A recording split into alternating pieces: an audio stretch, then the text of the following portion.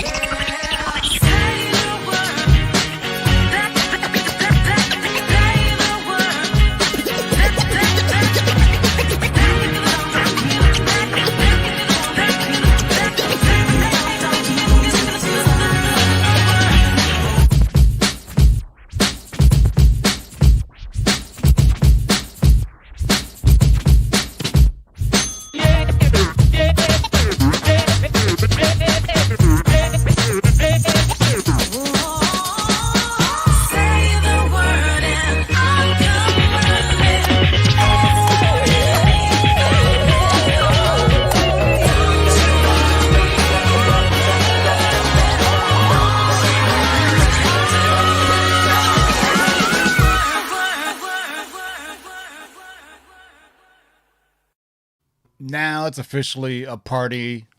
You've been baptized. Gabe, say what's good to the people. Yo, what up, everybody? Welcome back to the Thursdays Awesome Shaker Show. We got two great guests on here today. Everybody show them some love in the chat. Got some fun stuff to talk about with this list. Right. So you get back ready to learn.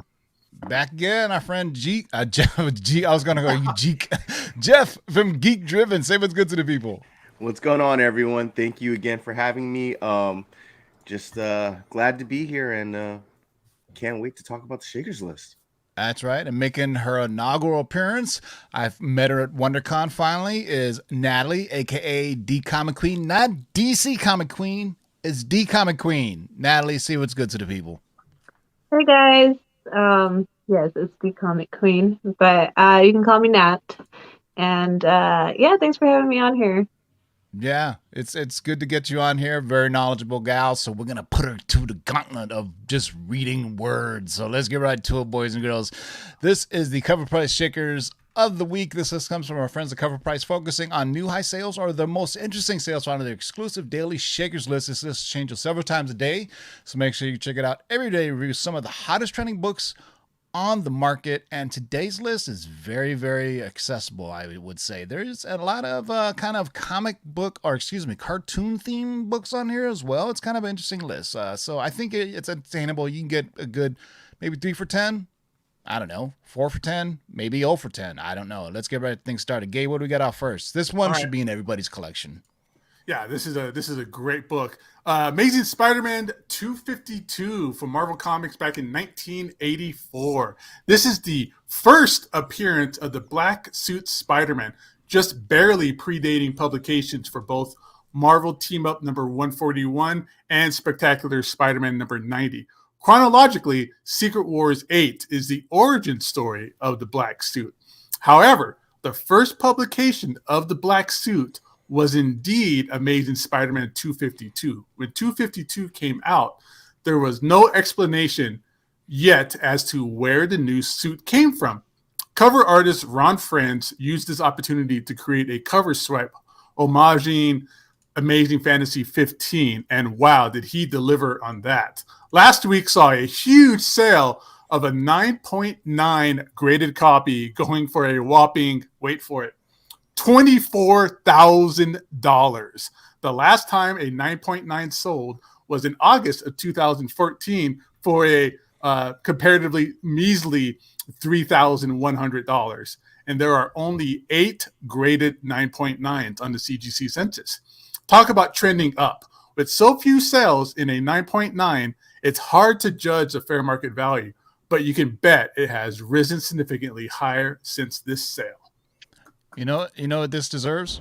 Damn!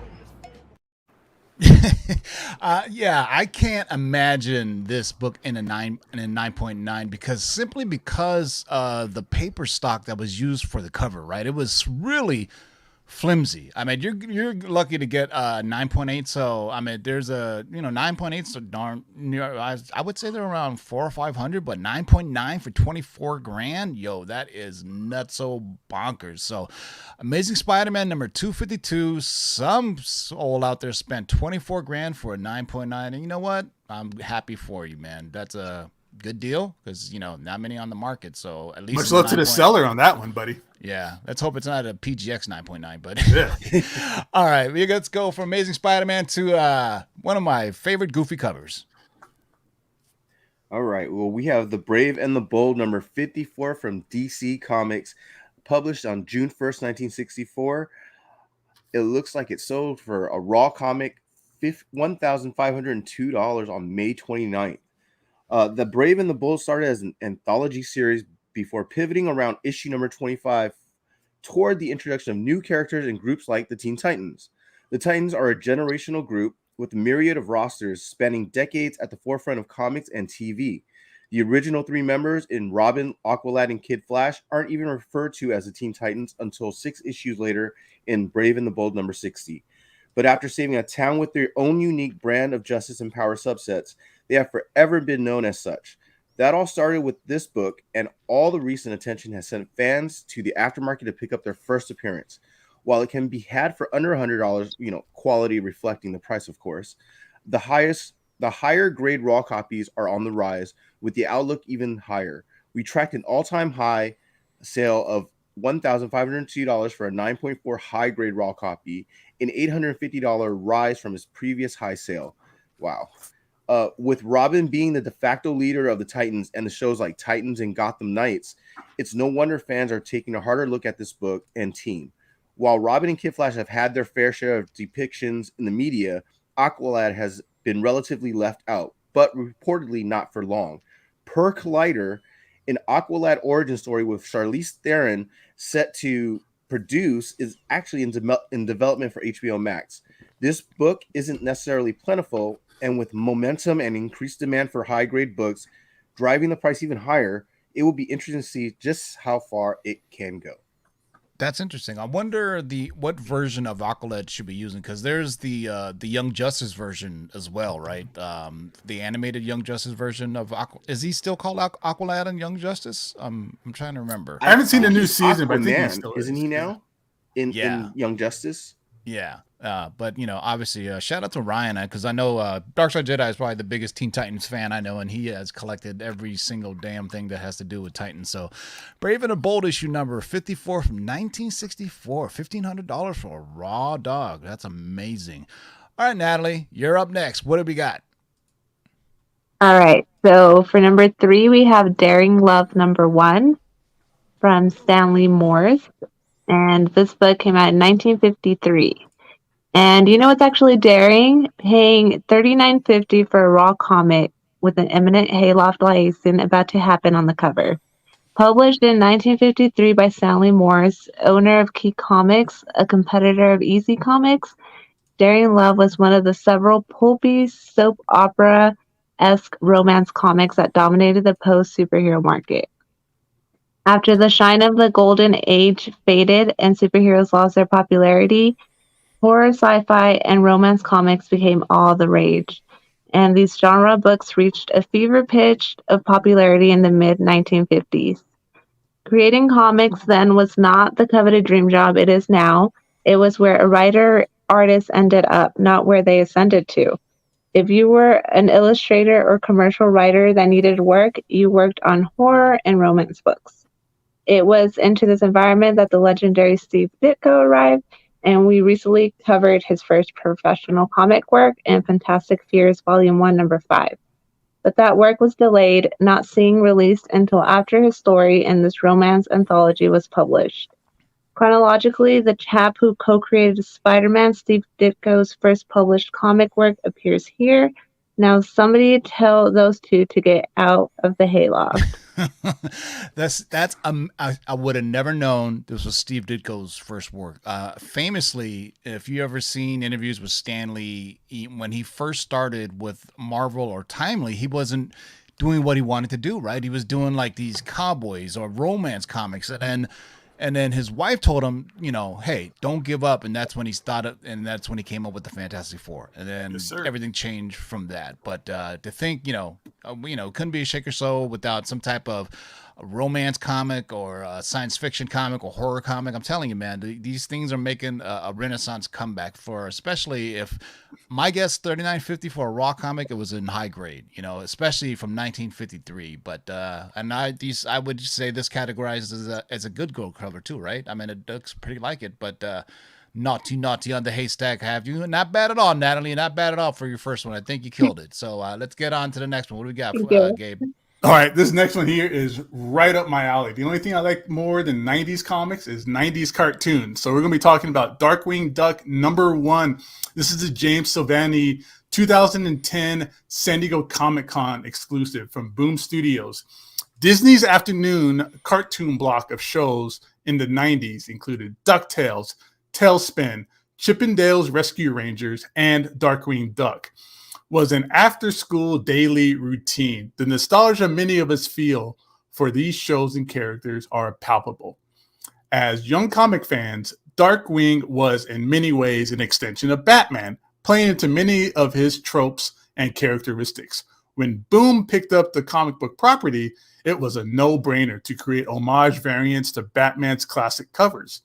There are numerous homage variants that all do very well. However, this Dark Knight homage is incredibly on point. Limited to only 500 copies, this rare variant hit a huge new high sell last week of $750 for a 9.8. Let's get dangerous, everybody. These 90s comics cartoon books are blowing up. That is $750 for a 9.8 for this is crazy money. And love the show, love everything to do with it though. Yeah, what's funny is Darkwing Duck is is for kids, but it's such an adult homage. Right? If you think of the Dark Knight Returns, right? It's like we're talking like total antithesis of what it is, but either way, it's still pretty cool from Boom Studios. So yeah. Darkwing Duck #1, 2010 San Diego Comic-Con. I'm telling you, everybody's digging these, and this won't be the first time you see another book based on a cartoon on this list. So we go from Darkwing Duck to something a little bit darker and more insidious. Oh yeah, we got Marvel Comics Super Special #1. I mean, there's kisses all over the cover. By Marvel Comics in 1977. History was made when a raw copy of this infamous book sold for $530. A Marvel Comics Super Special written and illustrated by Steve Gerber and John and Sal Buscema and others. This was among the first in a series of pervasive licensed Kiss merchandise. It is impossible to overstate Kiss's impact in 1977. The band had harnessed relatively simple rock and roll, outlandish costumes, stylized kabuki makeup, and 4 distinct personas for each member to become household names. Lifelong comic fan Gene Simmons was very influenced by comic books, making a promotional collaboration with Marvel Comics inevitable. The comic, created to coincide with Kiss's 1977 World Tour, tells the origin of the group's alter egos, the Demon, the Star Child, the Cat, and the Space Ace, respectively. Featuring Doctor Doom attempting to acquire the totems that give Kiss their powers, the comic also includes appearances by the Avengers, the Fantastic Four, Spider-Man, and yes, this time Mephisto actually makes appearance. Oh yeah, remember how I said this comic was infamous? Each member of the band had blood drawn and added to the red ink for the comic. If you want to own an actual piece of Kiss, this is your best chance. So I mean, I always wondered if that was real, if they actually used the blood of the Kiss members for the ink. But, it says it on the cover. When I was a kid, you got to think I was born in 71. When I was a kid, I was terrified of Kiss. I mean, now when we hear Kiss music, it's kind of almost funny. But Gene Simmons and the tongue and the blood and everything, that terrorized the hell out of me. And I remember if I was forced to go to church as a kid, and they used to say that they were Kiss stood for Knights in Satan's Service. Yes, that's it gotta play those records backwards. Play those records, yeah, exactly. It was like Knights in Satan's Service, and when I was scared. But then they went to their disco phase, and then they did the weird album where they took off all their makeup. And you're like, that's Kiss. Oh, put your makeup back on. Come on, guys. But yeah, Gene Simmons. I've seen. Fun fact: his son. Do you remember there used to be a Gene Simmons reality show? Family Jewels or something it was called. Yes, exactly. And his son was at a Comic-Con, and my daughter took a picture with him, and he's like this huge 6'5", 6'6" skinny guy. And all my daughter remembered was, oh my god, he had horrible BO because he had like a tank top on. So that's my Kiss. It goes full circle. That's my Kiss story. So because he was like full on pits exposed, like tank top, and and she was short, so she stood where his armpit was. She goes, oh my god, he has BO. But she dug the reality show. I don't even think she knew who Gene Simmons was. But Kiss, $530 for a raw comic, man. And look at that that covered wraparound. That is absolutely dope. But look at Dr. Doom thinking, I could play better bass than Gene Simmons. He's thinking that. All right, what do we got up next?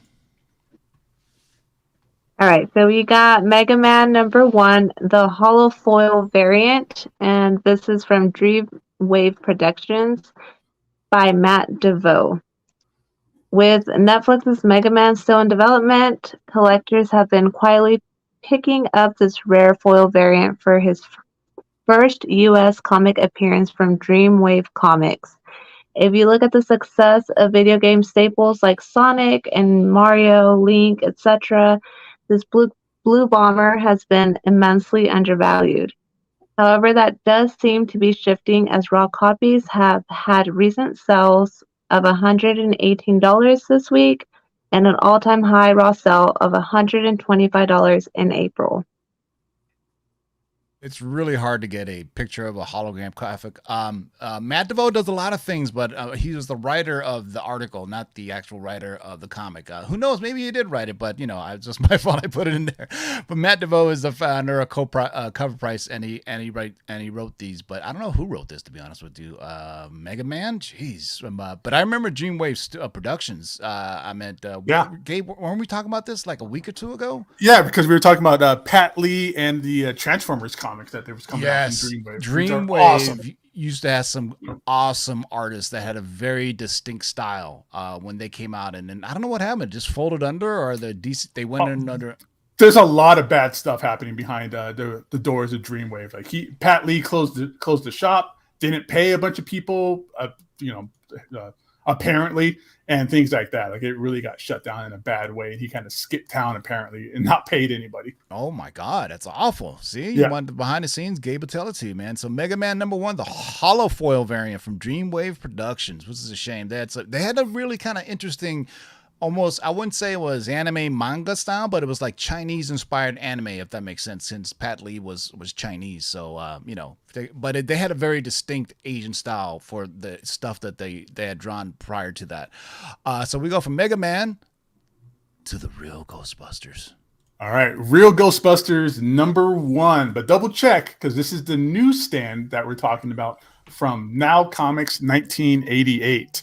Who you gonna call the real Ghostbusters? Well, if you have $1,175, that's what a buyer just paid for the first issue and first American comic appearance of the beloved Ghostbusters in a CGC graded 9.8.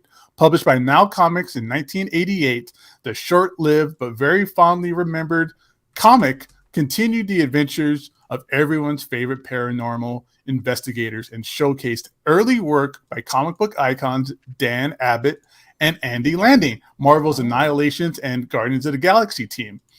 The licensed book by Now Comics tied into the animated series of the same name and gave birth to Slimer's Ecto Cooler, which was amazing. That legendary high-C drink people ravagely hunt down every time it's available. Yep, that drink began as a cross-promotion with this comic book. Running from 1988 through 1992, The Real Ghostbusters was a fun book that is finding new fans amongst nostalgic 80s kids and newer fans hungry for more 1980s content.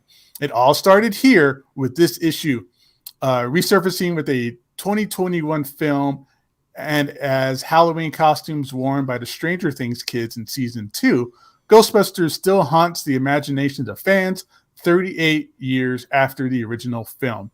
This comic is a key piece of the franchise's history and is still very much sought after.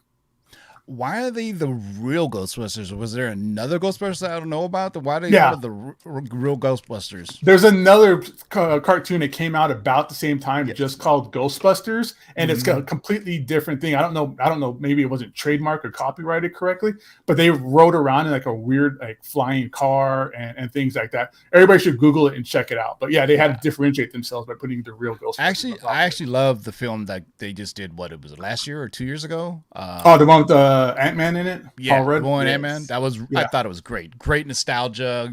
Great everything. They brought back most of the prime, and it got you right in the feels a little bit. I don't want to give too much away. Spoiler alert. I guess I can do spoiler alert, right? What's his name? Kind of comes back as a ghost form, and I was like, it got me right in the feels, especially if you're a kid that grew up watching the first Ghostbusters films, just like, Top Gun Maverick. I saw that and I was, got you right in the feels into some certain spot because it's nostalgia. I'm telling you, it's nostalgia buys are a big thing. I think Ghostbusters was the first film I saw in theaters as a kid. And another really cool fact, they keep talking about the animated series in this. The animated series, if I remember correctly, this ties back into comic books, J. Michael Straczynski, I think, wrote a bunch of those episodes. Wow. So yeah, I always tell people on this show about how awesome Abnett and Lanning are as a writing duo, especially on the Marvel cosmic stuff. They absolutely, if you haven't read the Annihilation run by Abnett and Lanning, or forget Bendis's Guardians of the Galaxy, the Abnett and Manning did Guardians of the Galaxy first, and they also did the Nova series. All best stuff they ever did. That stuff is great. Yes. And then Bendis took it over, and they ended up using Bendis's iteration for adaptation for the movies, right? Not really the kind of team that Abnett and Lanning, because that team had like Bug and some other weird people in it. But it's a great run if you haven't read it. So the real Ghostbusters #1 newsstand though, 1,175 for 9.8. I don't think I've ever seen this in person, to be honest with you. But yeah, so we go from one cartoon to another cartoon. Well, we've got Simpson Comics #1 to 1.95. It's a barcode edition from Bongo Comics, published in 1993 by Matt DeVoe. We recently covered the first appearance of The Simpsons in Simpsons Comics and Stories #1. This week, we're covering the hard-to-find barcode edition of the first issue on the ongoing Core Simpsons series. The first 4 Core Simpsons-centric comics from Bongo in 1993, Radioactive Man #1, Bartman #1, Itchy and Scratchy Comics #1, and Simpsons Comics #1, each featured 3 versions. The first print featured a special feature, Bartman, The Simpsons, and Itchy and Scratchy both had a free poster, while Radioactive Man had a glow-in-the-dark cover. The second edition featured a standard barcode, of which we call obviously in comic book layman terms, a newsstand edition. However, the third edition, while not a third print, featured a barcode. Playing on the word barcode, each of these flagship titles featured a different piece of Bart's head. And right there, you see the picture. When you line the books up next to each other, they combine to make one full image of Bart Simpson. These barcode versions are very tough to find. They get picked up almost immediately. However, many sellers also tend to sell them cheap, not knowing that this version should sell for a premium. However, that didn't happen this week as it hit a new all-time high sale of $766 for a 9.8. Yeah. The old barcode. If we could see it here, do you see? So in the regular cover, you see in the lower right-hand corner, you put all four of them together, and you get the barcode. So there you go. You learn something every day, boys and girls. Simpsons #1, the 1.95 barcode edition from Bongo Comics. Man, Simpsons is we had Radioactive Man on here before. We've had some other things. So I mean, longest running show ever. Actually, I think it finally beat out Flintstones for like the longest running like primetime show. I mean, animated or live action. I think Simpsons owns the record for the longest. It's been around since what, the 80s? I mean, if you think about it, on when Fox's formative years, when they first came on the air, right? It was like, now Disney owns Simpsons. So man, It keeps going and going, and Bart just stays the same age. I wish I could have the same juice he has, man. So Simpsons #1. All right, what do we got up next, Natalie? We have Transformers the movie #1 from Marvel Comics, and this came out in 1986. So Transformers the movie may have been a box office flop, but it resonated with all of the kids that loved the Saturday morning cartoon. It was probably the first cartoon to make me cry with the death of beloved Optimus Prime. And it also introduced us to new characters, 2 of which make their first appearance in this comic book, in Ultra Magnus and Galvatron.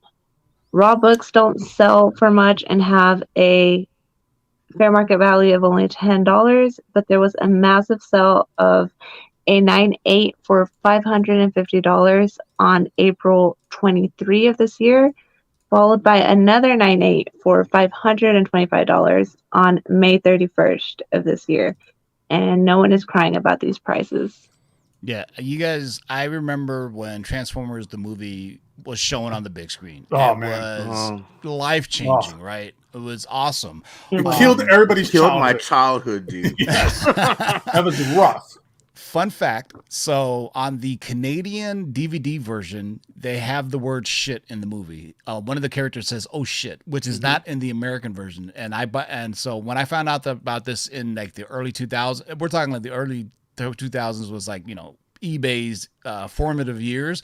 I went and sought it out. So I wonder if it's worth anything now that people are selling like VHS and DVDs, because I actually have the Canadian version of the Transformers DVD. Look it up. They actually say a Spike or one of the characters, they're getting tagged and he goes, "Oh shit."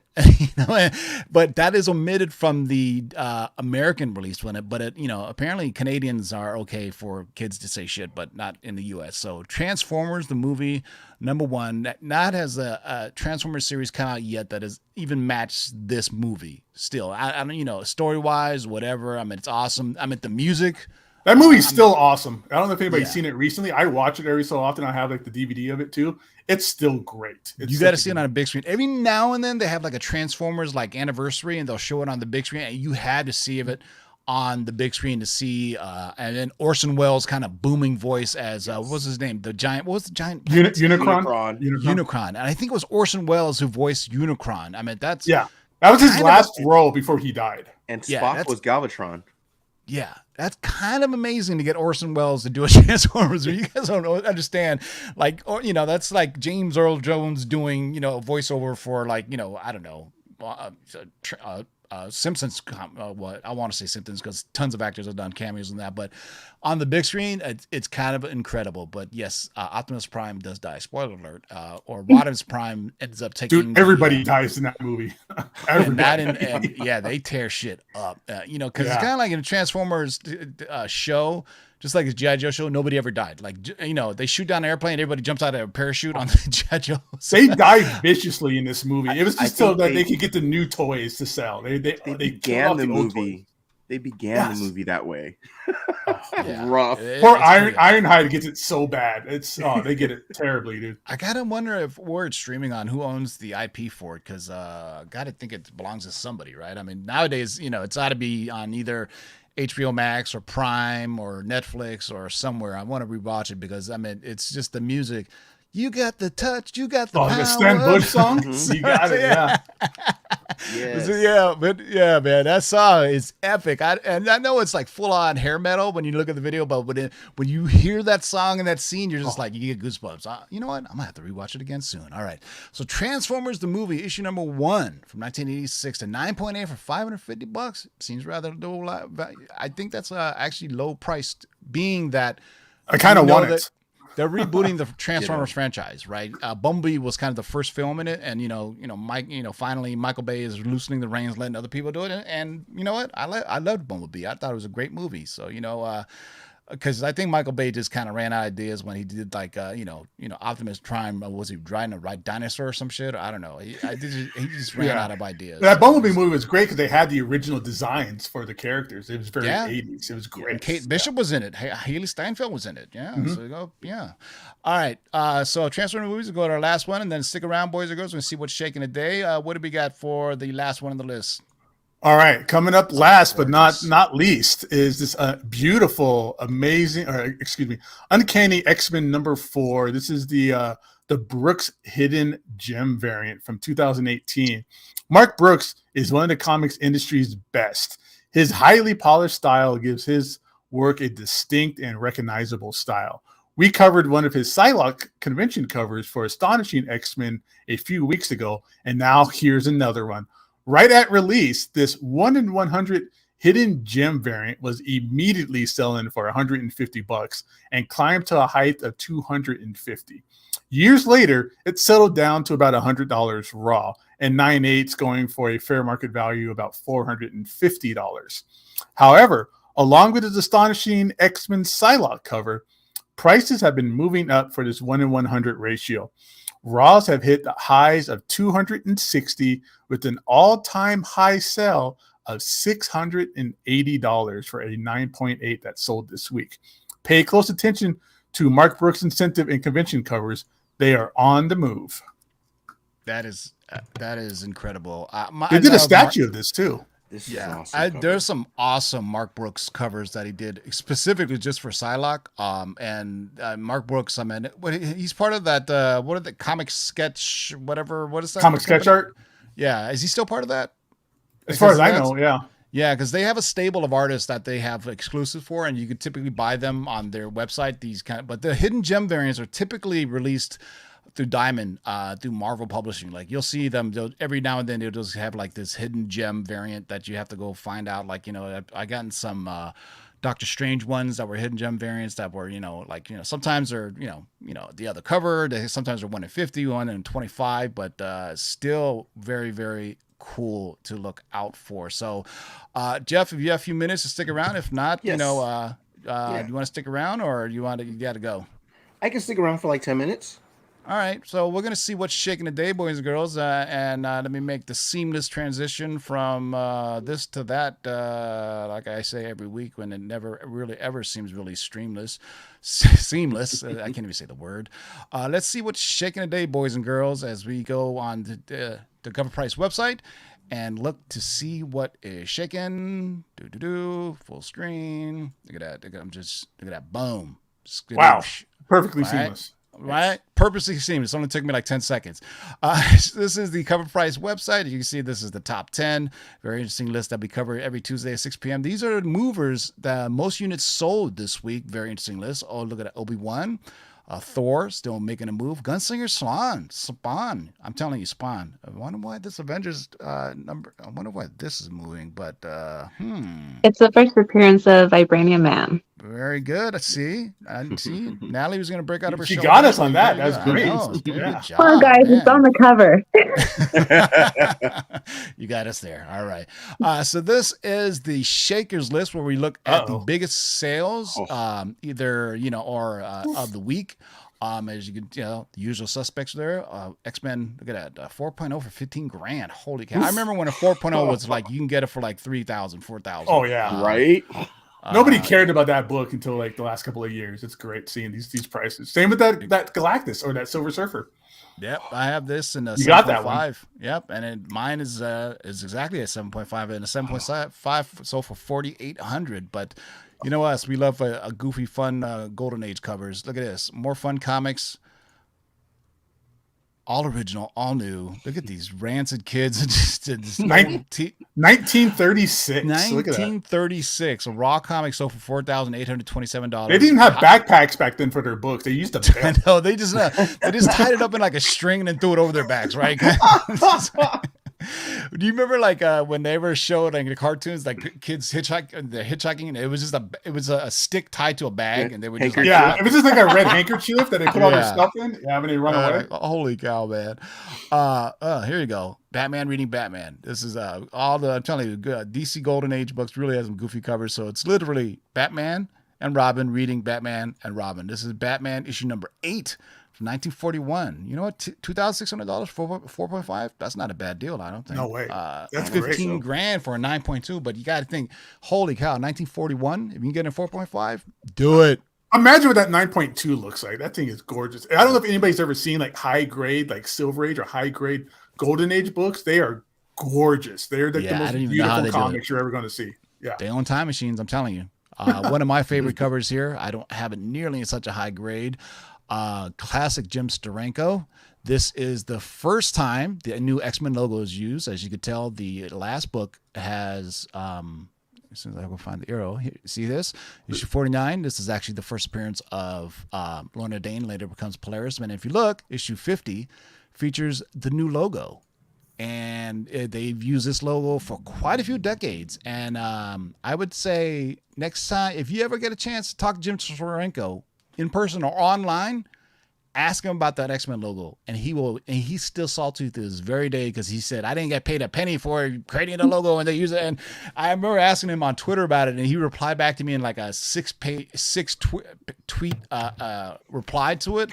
But he wasn't being mad at me. He was just going off on like how he didn't get paid for it. And I was like, okay, thanks. That's all I need to know. I don't need any more. It's pretty interesting when you think about it because he's very opinionated, to say the very least. Crimes by women in 1948. Look at this. She's got her little guns there. They're climbing over stuff, committing crimes. Holy cow. Crimes these are like women. This is prison women, obviously. They're escaping prison. So it's one of those weird like prison fetishes. Oh yeah. And this is definitely pre-code. So $1,000 for a raw dog in 1940. Man, it's a whole ongoing series. Crimes by women. Look at this. This is gorgeous. This is I would actually buy this as a piece of pop art and hang it on my wall. You know what I mean? I'm bothered by the way that smoke covers her eye. It's freaking me out. Well, you know what? It's like somebody who can't draw feet and they only draw up to their ankles. You know what I'm saying? Like that cover there. They're all got their feet covered. Yeah. I took art classes in high school. I'm gonna tell you, it is the hardest thing to do is to draw a symmetrical face. And first of all, in human anatomy, nobody has a symmetrical face. It's just impossible. Because like models they typically overemphasize their jaw or something like that. It's almost impossible to have a symmetrical face. So when they teach you how to draw a symmetrical face, you start by drawing like a T, then as kind of blurred out. I don't know. Just watch it online, you'll see what I'm talking about. That's why I stopped drawing. Yeah, I used to be a pretty good artist back in high school though, because all I did during all my classes was draw. I didn't pay any attention to anything. I was the same way. Yeah, I was so much summer school because of that. Oh yeah, all summer school is the worst. No air conditioning. Oh my god, it was awful. X-Men number 2. Look at that. Raw for first appearance of the Vanisher, and then he vanished. Yeah, second appearance of the X-Men. Raw for $800. Man, I got one of these. Not near as high as this though. Played by Brad Pitt in the Deadpool movie. Yeah, I got X-Men 2, 3, and a couple others. I'm just missing issue number 1, and but I think it's beyond my grasp at this point. Oh wow! Look at this, man. So this 9.6 now from Nova number 1 is reaching $623. For a while there, that was the price for a 9.8. Look at that. Highest known value 9.8 from it was only $2,999. This graded 9.6 is now the highest known value for, and this is a 9.6. That's pretty crazy. Yeah, because obviously the news of the Nova, this book only has room to grow. But I remember people have been specking on this book for as long as I can remember. There's that Sailor Moon book. Here we go. Look at this Invincible wraparound cover. Yeah, it's that foil cover. Yeah. Oh yeah.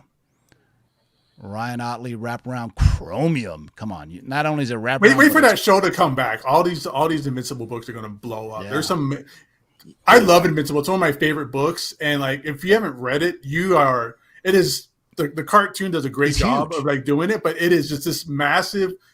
But what's going to happen next in like season 2 and season 3? If you read the comics, you know the crazy things going on that's going to come up in the future.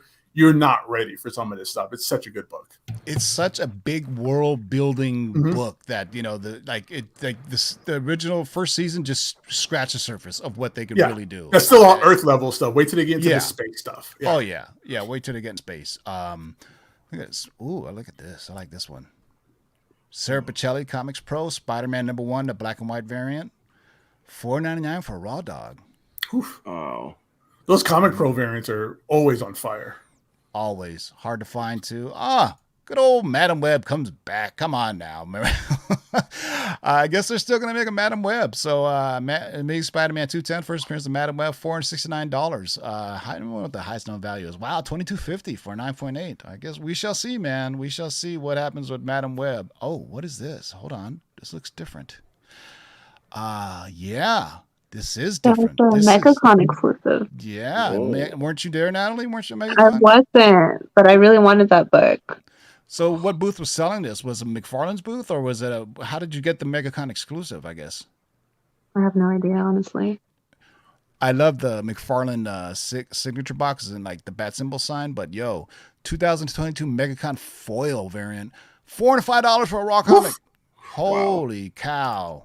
Wow. But I dig it though. What? No, there's no font, all pretty much virgin variant. Those are those ones that those books get damaged hardcore though. Like if you they're travel to unpressable. MegaCon and you stuck it in your bag, then you screwed it up.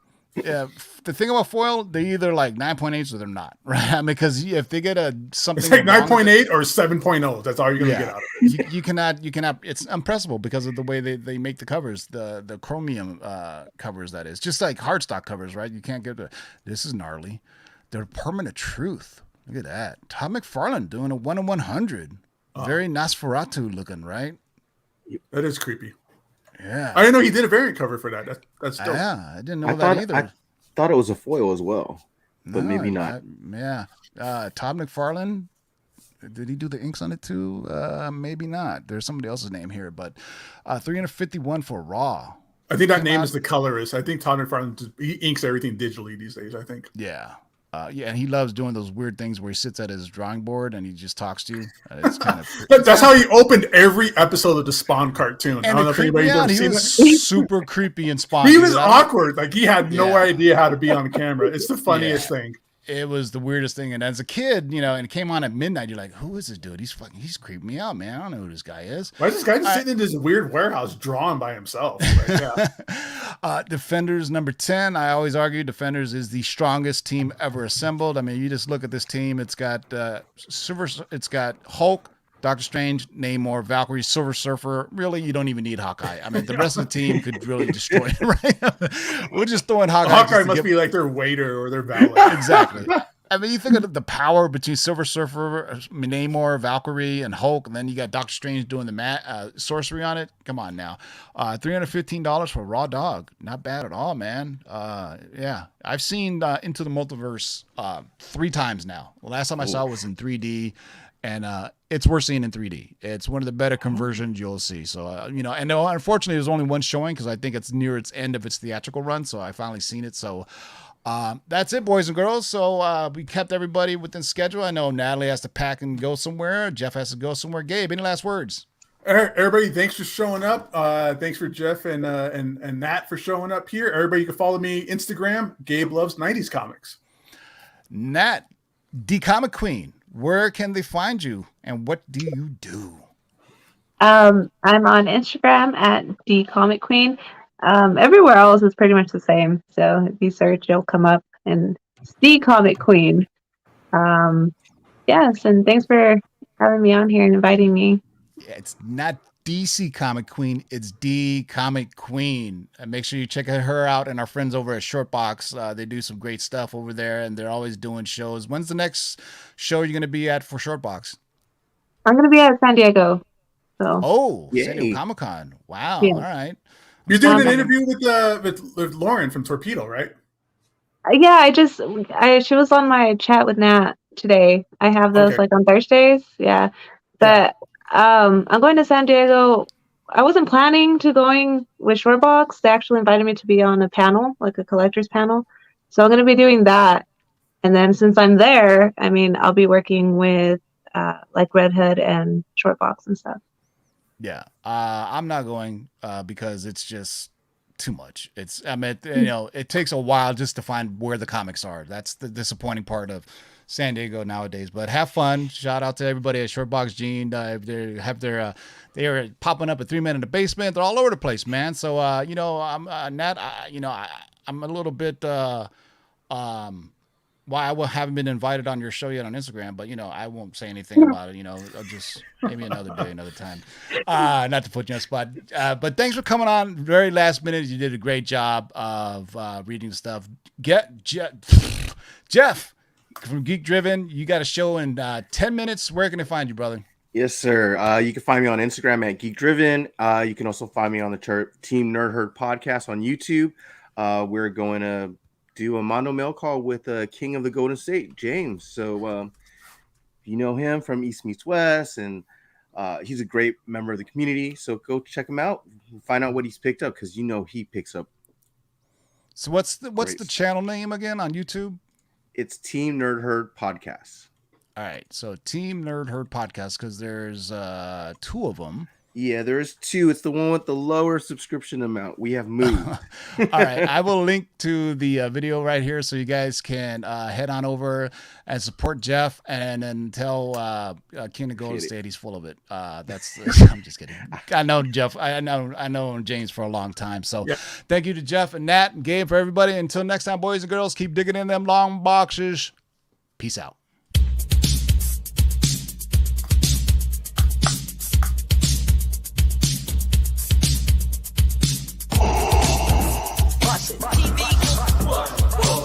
Shake and bake and pull it back. Oh my God. Come on and get some, boys.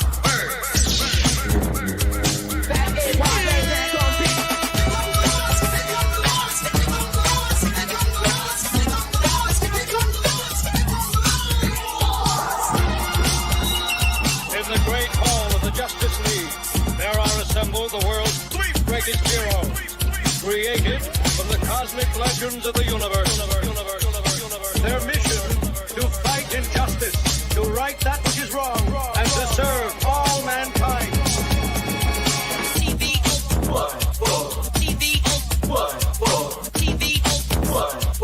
Now that's a name I've not heard. In